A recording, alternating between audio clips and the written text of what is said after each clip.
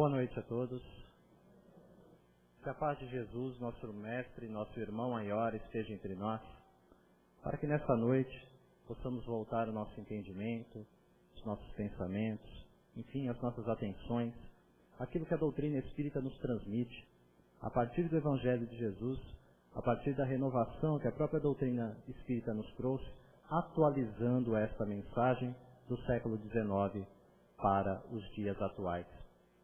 E sempre importante para nós tomarmos contato com essa mensagem renovadora, que tão bem nos faz.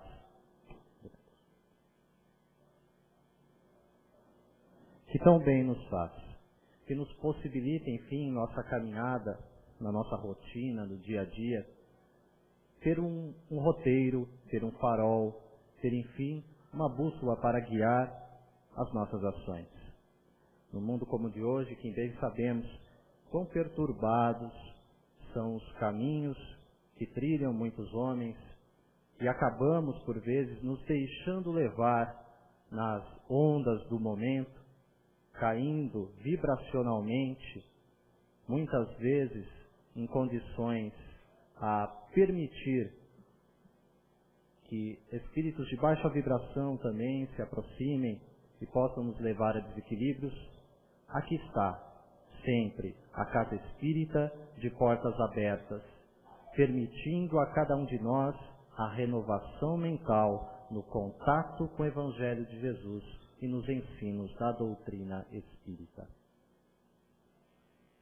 Joaquim Nabuco, escritor, abolicionista, orador, diplomata, político na época do Brasil monarquia, participando posteriormente também do período republicano, quando foi chamado para ser embaixador do Brasil.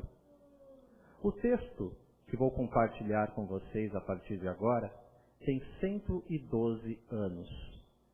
Foi escrito por Joaquim Nabuco em um livro que ele lançou no ano de 1900, intitulado Minha Formação, em que ele relata, enfim, alguns fatos relacionados à sua própria vida, um pouco da sua biografia e da sua própria formação cultural, enfim, de tudo aquilo que lhe ocorreu até aquele momento.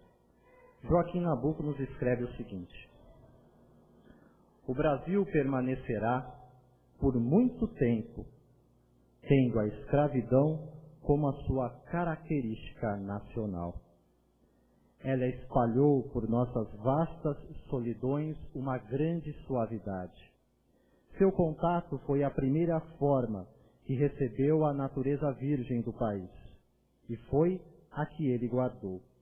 Ela o povoou como se fosse uma religião natural e viva, com seus mitos, suas legendas e seus encantamentos. Insuflou-lhe sua alma sensível, infantil, suas tristezas sem pesar, suas lágrimas sem amargor, seu silêncio sem concentração, suas alegrias sem causa, sua felicidade sem dia seguinte. E é ela, o suspiro indefinível que exalam ao luar as nossas noites do norte. Essas palavras de Joaquim Nabuco retratam uma contradição. Como bem sabemos na história do nosso país, Joaquim Nabuco foi abolicionista, portanto defendeu o fim da escravidão. Nesse texto, de uma forma até um tanto quanto pensada por ele de uma forma romantizada, ele nos fala a respeito da escravidão como algo que permanece até os dias de hoje. Falava ele lá de 1900, mas podemos afirmar até os dias de hoje como uma característica nacional.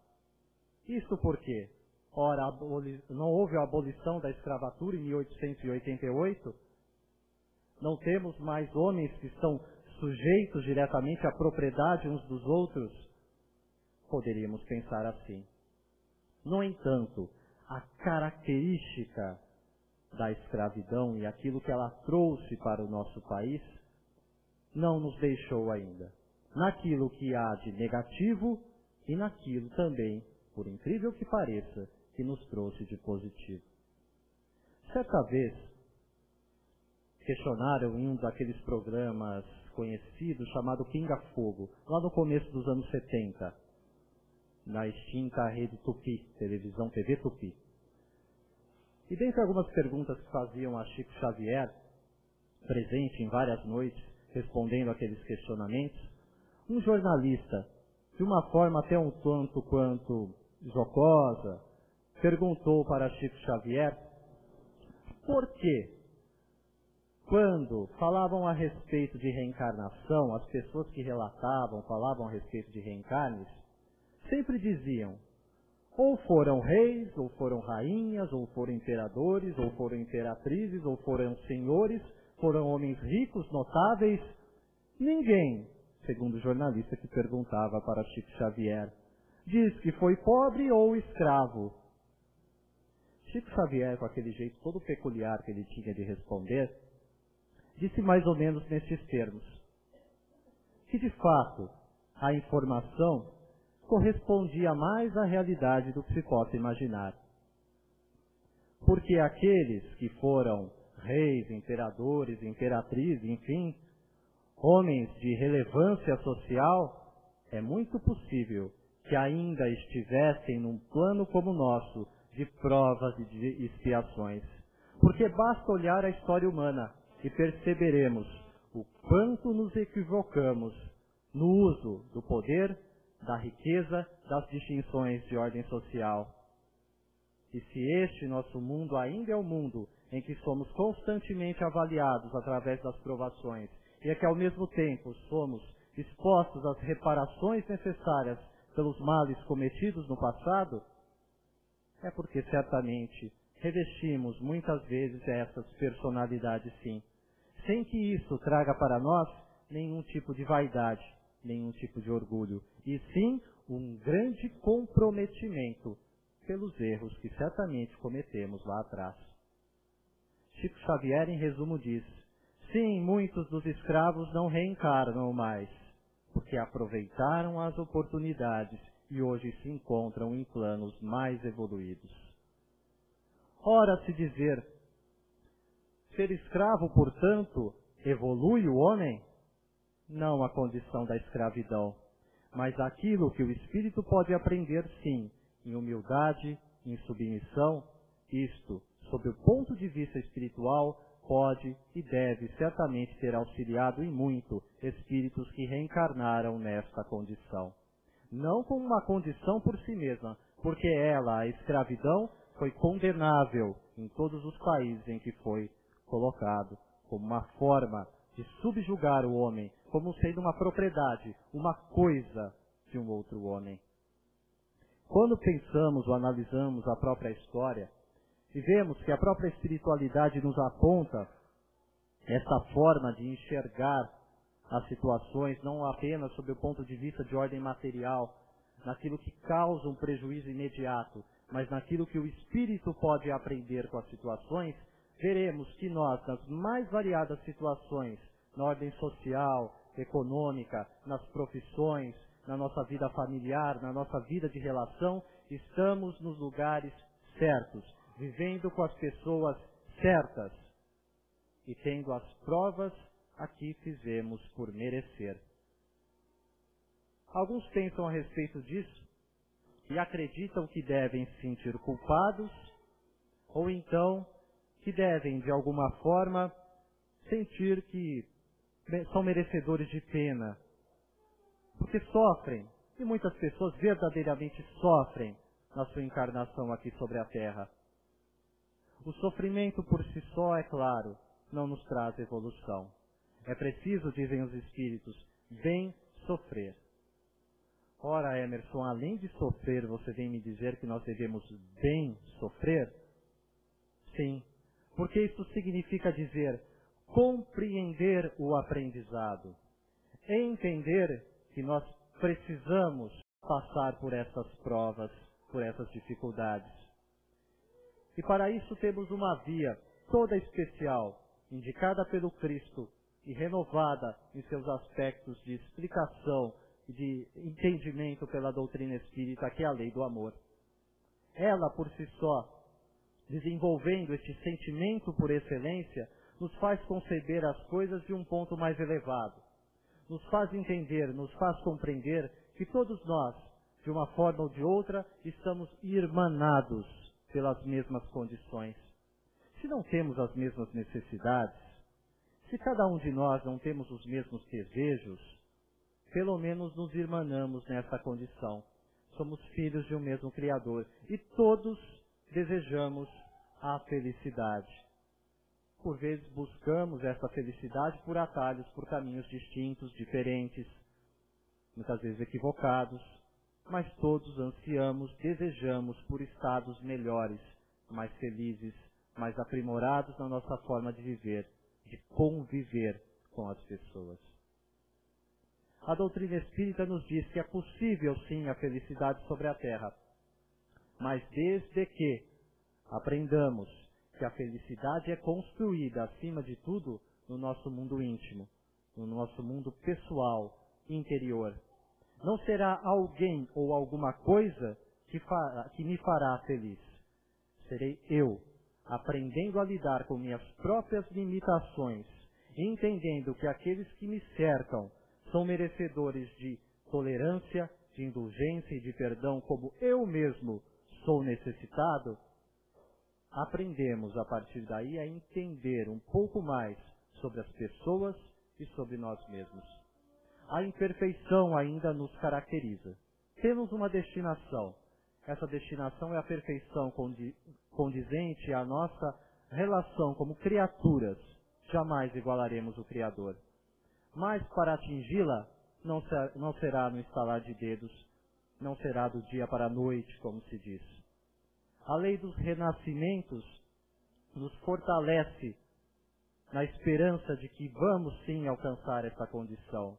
Mas reencarnar tão somente não nos traria evolução se não houvesse a alteração do nosso padrão de conduta e, portanto, do nosso padrão de pensamento. Entendendo dessa forma, que quando falamos de escravidão, não viemos aqui tratar sobre os fatos passados, em que os homens eram aprisionados por outros homens e vendidos como mercadoria. Falamos sobre uma escravidão atual, que poderíamos chamar de cadeias mentais. Muitas vezes, cada um de nós nos encontramos aprisionados nessas cadeias mentais. O preconceito, talvez, seja uma das formas mais claras de expressão dessa cadeia mental. Uma forma de preconceito, e podemos tomar isso até como entendimento para nós próprios espíritas, é quando falamos sobre o próprio espiritismo. Hoje, é claro, muito menos do que no passado, há ainda pré-conceito a respeito das ideias espíritas.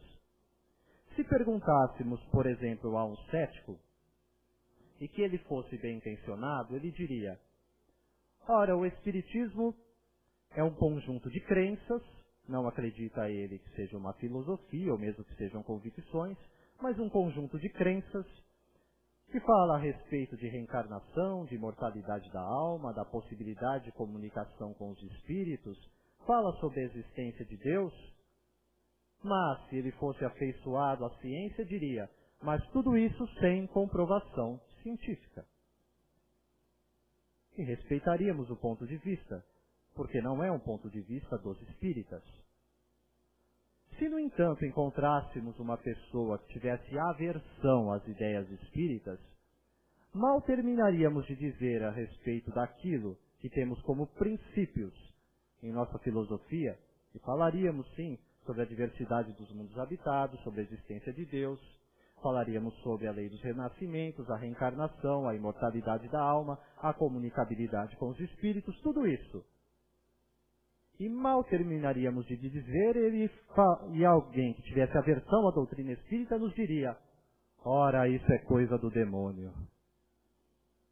Pré-conceito. Um conceito antes da elaboração da ideia.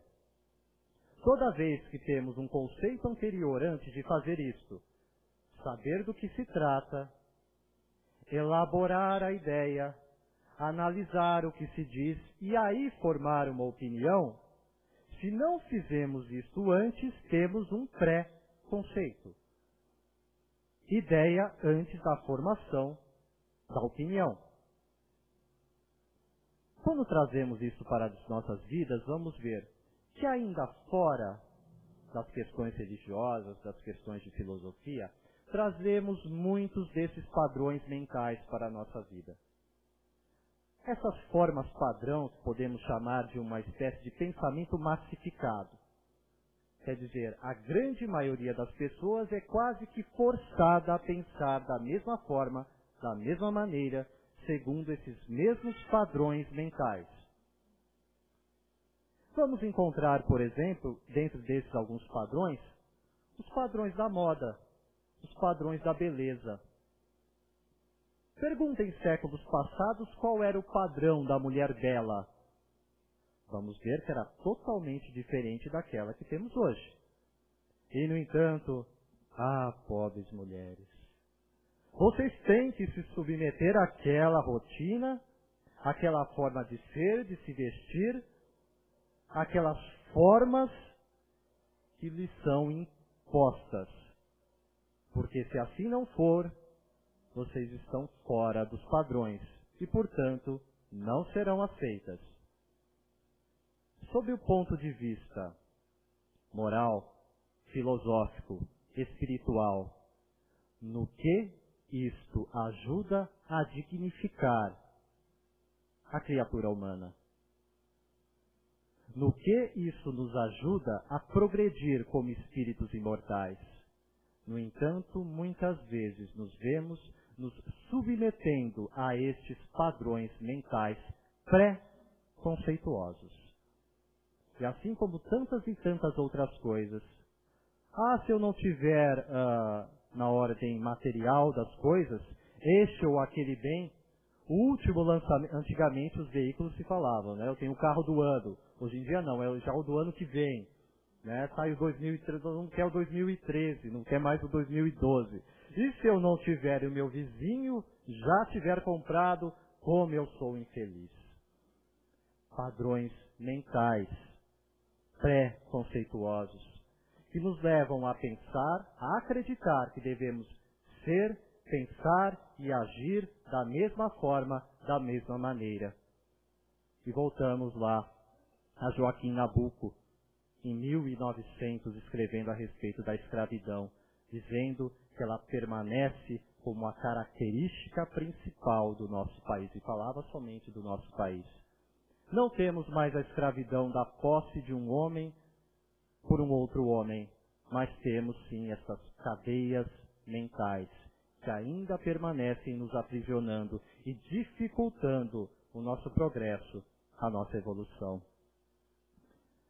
Questão de número 829 da obra O Livro dos Espíritos, Allan Kardec faz uma pergunta à espiritualidade superior tratando sobre este assunto, escravidão. Lembrando que na França, no ano de 1848, a escravidão foi definitivamente abolida. Aquela da posse de um homem, né, que possuía a propriedade e poderia dispor da forma como quisesse de outro homem.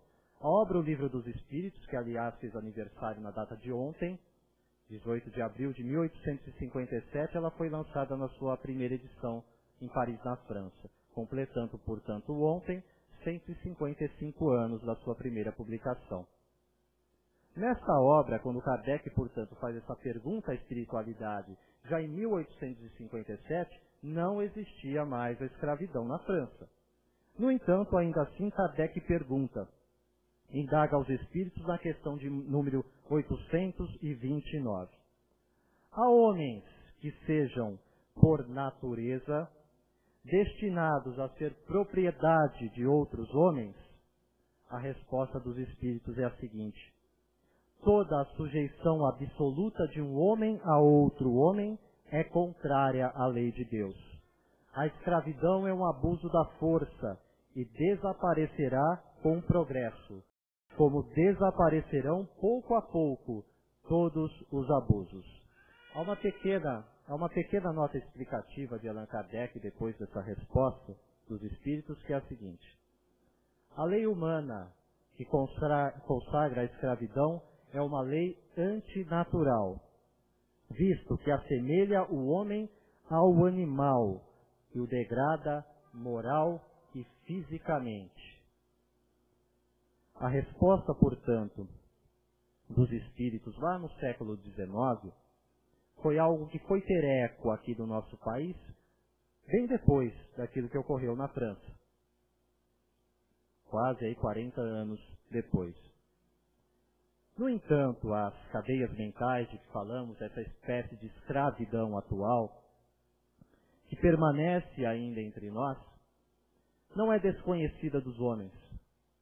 Encontramos da mesma forma no Evangelho do Cristo, em algumas das passagens da vida de Jesus entre nós, algumas situações em que ele também se deparou com isso, com relação aos outros homens, na forma de pensar. Quantas barreiras o Mestre também não rompeu para trazer a mensagem do Evangelho. Esta que hoje nos encanta, que hoje nos chama a atenção para a renovação desses nossos padrões mentais, mas que à época foram rejeitados, tanto que ele acabou crucificado, ressurgindo depois, nos dando a prova da sua imortalidade, e com isto abrindo uma nova era para a humanidade, nos dizendo que o espírito imortal, este sim, sobrevive a tudo. E foram estes imortais que no século XIX, muitos deles emissários do próprio Cristo, retornam para nos anunciar o Consolador prometido no Evangelho de João.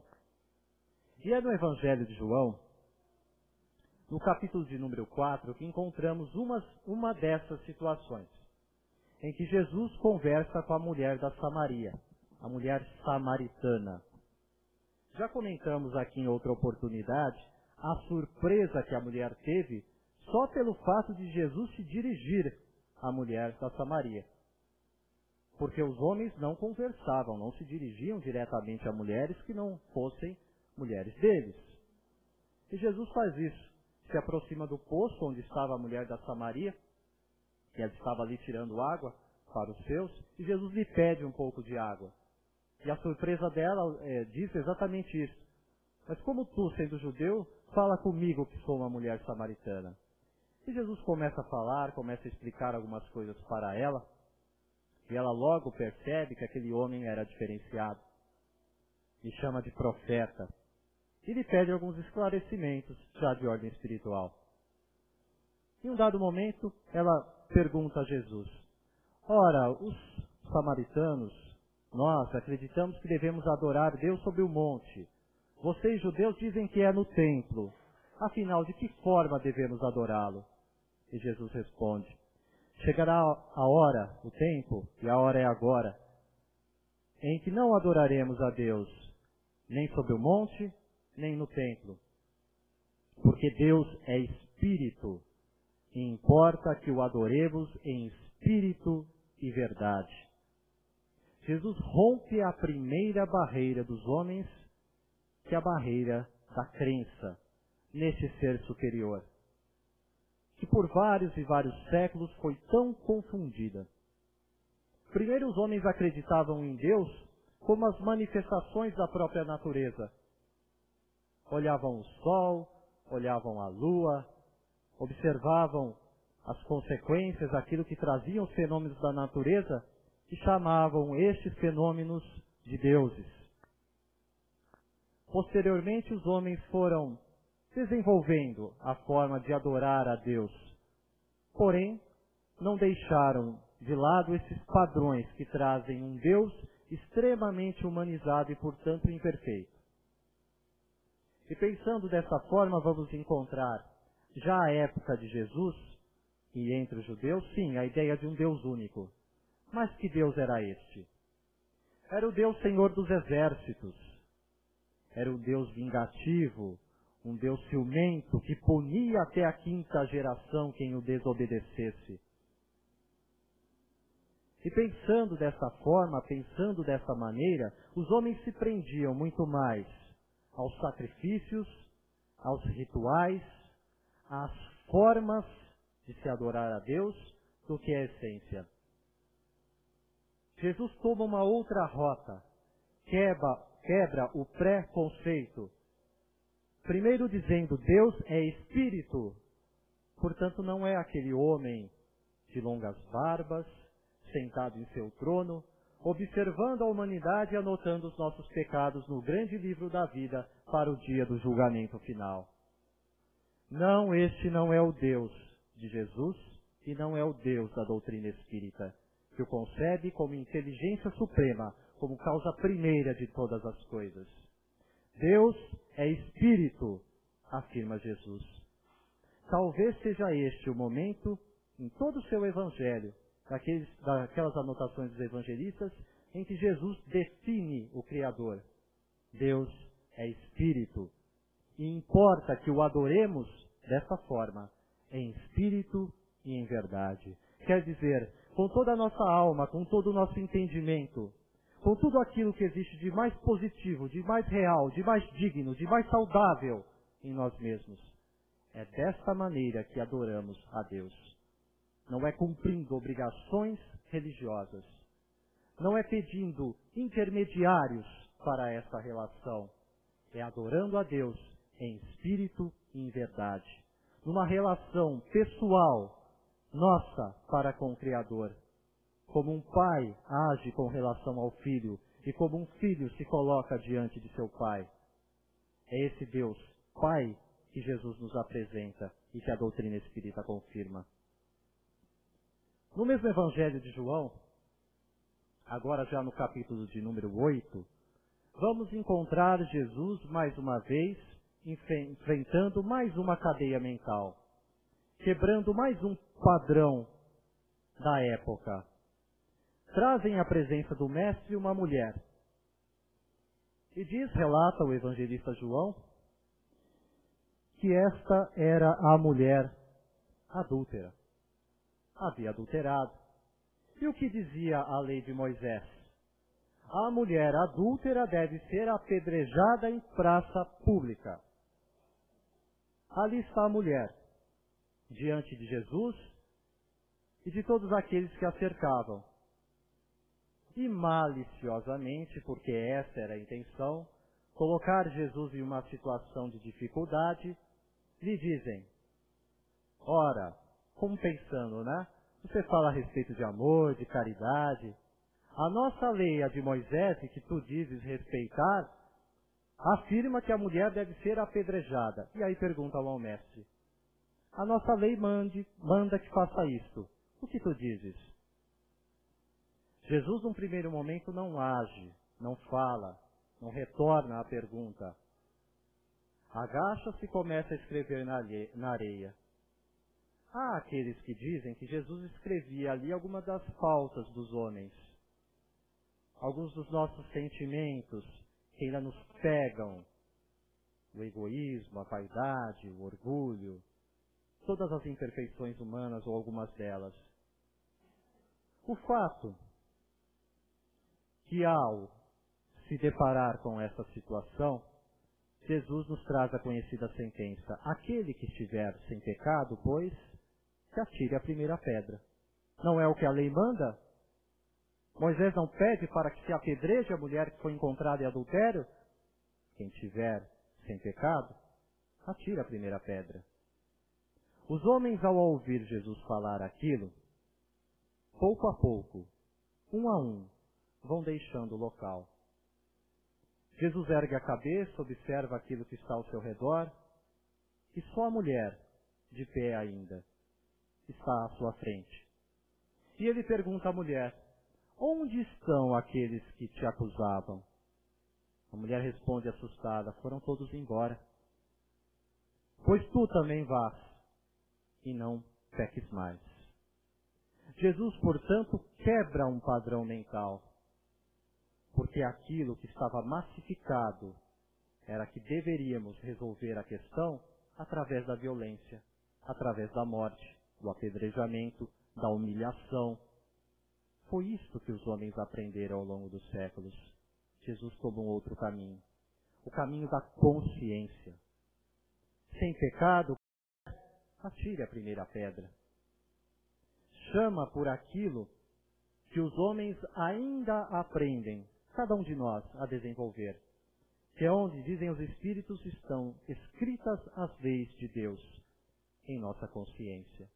Toda vez que nos voltamos a ela, não nos enganamos. Não há nenhum padrão mental pré-conceituoso que resista à força da consciência, onde está escrita as leis de Deus. Por isso, quando recorremos ao abrigo da prece, quando paramos para pensar sobre aquilo que estamos fazendo da nossa própria existência, tomamos contato com essa consciência. E a própria palavra nos diz algo a respeito disso. Ciência é conhecimento, conhecimento que está conosco, nosso, e que, no entanto, é compartilhado pela sabedoria divina.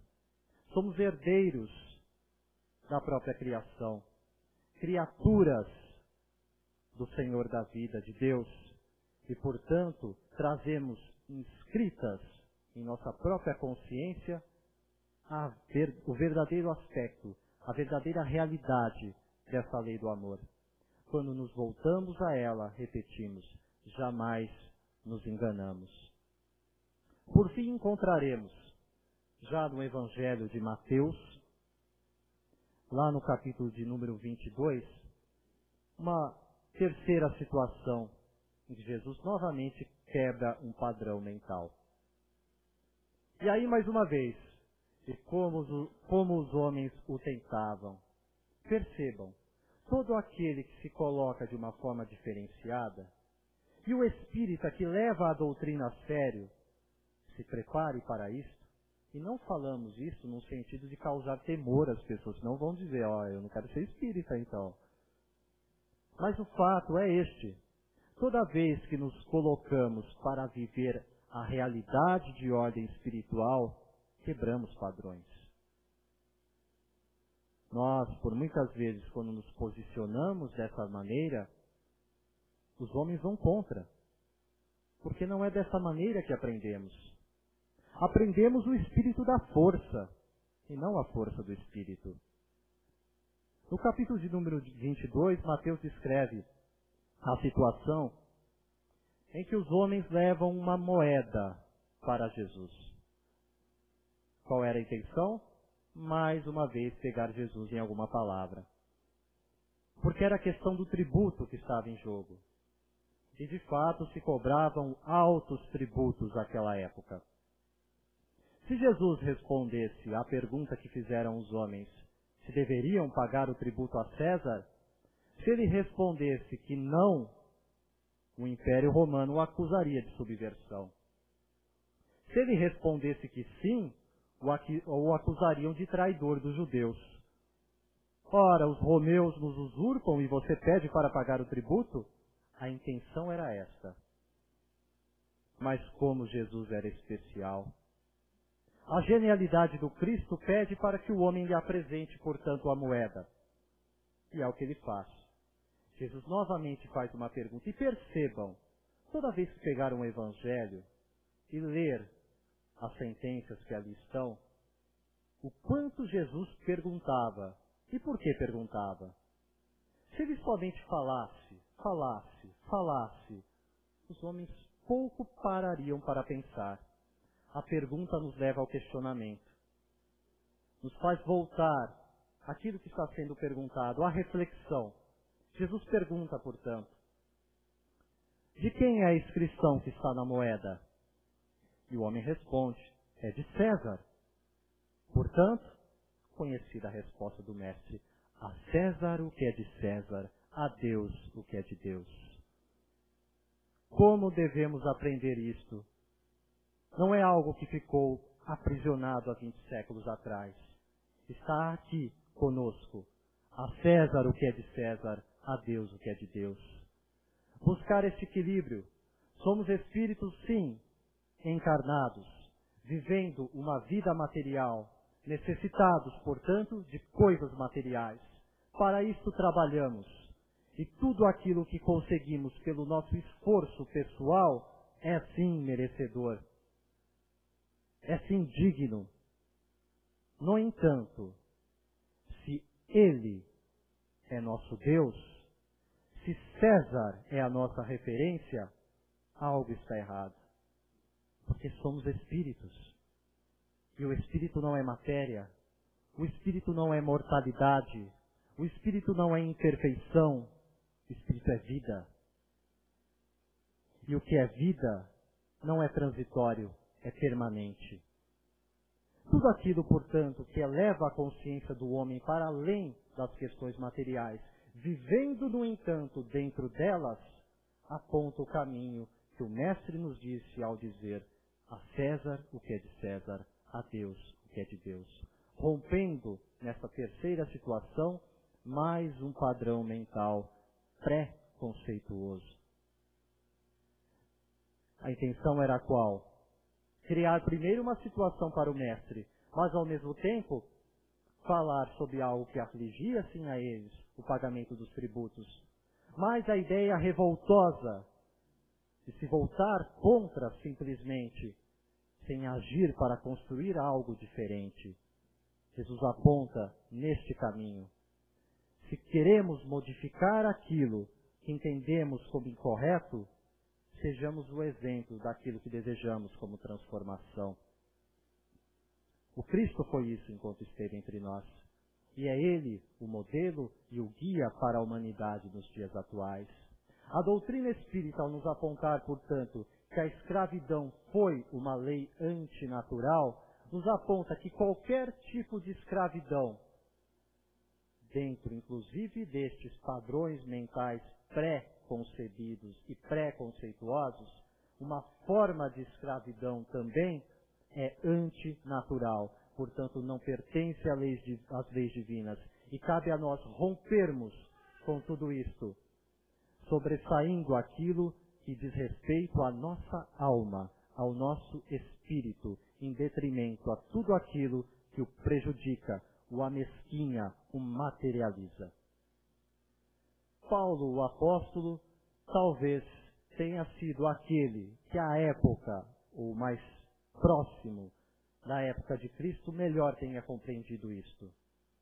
Pois ele sofreu também com prisões, com açoites, com agressões de todo tipo.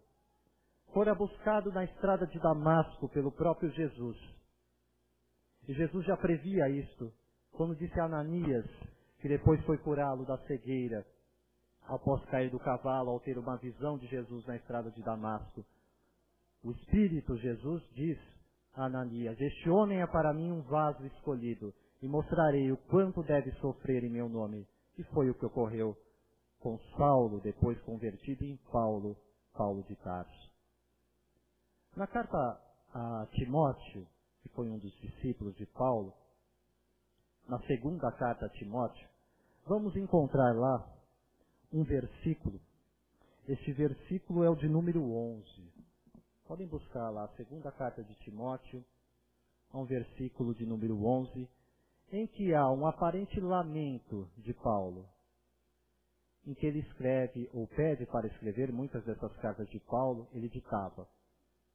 Está escrito assim: só Lucas está comigo.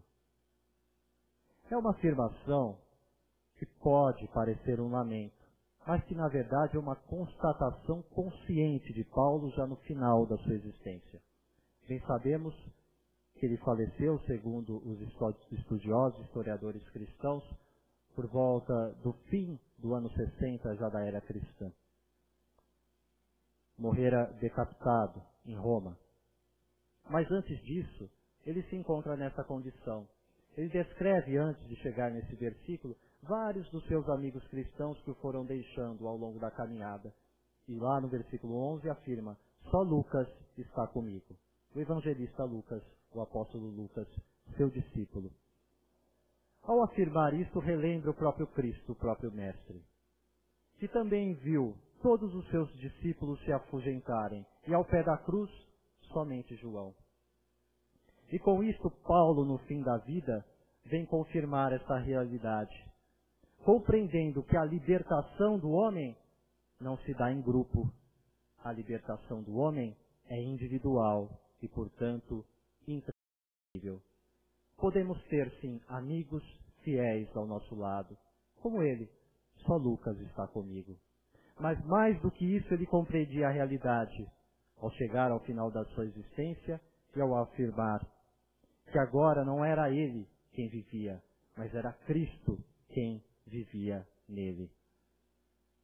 Cristo estava em Paulo porque ele soube sofrer as aflições, as dificuldades da caminhada, mas acima de tudo, deixar de lado o seu ego, a sua vaidade, para viver o Evangelho em sua plenitude, amando e exemplificando. É este o convite que a doutrina espírita nos faz, quebrando as nossas cadeias mentais, entendendo que a escravidão de qualquer tipo é uma lei antinatural. E com Paulo confirmaremos essa afirmação como ele próprio disse, pois que ninguém me aborreça, pois trago no próprio corpo as marcas de Jesus. Muita paz e muita luz a todos. Vamos orar.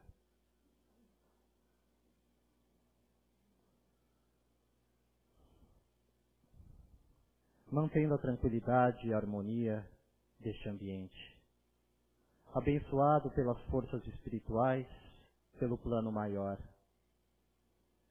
os nossos protetores espirituais que aqui estão, fornecendo os fluidos, serão derramados sobre nós na câmara de passe. Todo o preparo, desde que adentramos a casa espírita, no momento da palestra, todo este clima de amorosidade que os bons espíritos possibilitam para todos nós, será por fim levado em sua conclusão neste trabalho nas câmeras de passe. Nos coloquemos, portanto, em posição receptiva, humilde, pois receberemos todo auxílio, toda força, todo refazimento de ordem física e espiritual que viemos buscar. Que Deus abençoe e ilumine as nossas atividades, pois Cristo está conosco hoje e sempre. Que assim seja. Obrigado. Só um lembrete, quando eu fiz a citação a respeito do livro, né? João Nabuco, o livro Minha Formação, um livro escrito lá em 1900, né?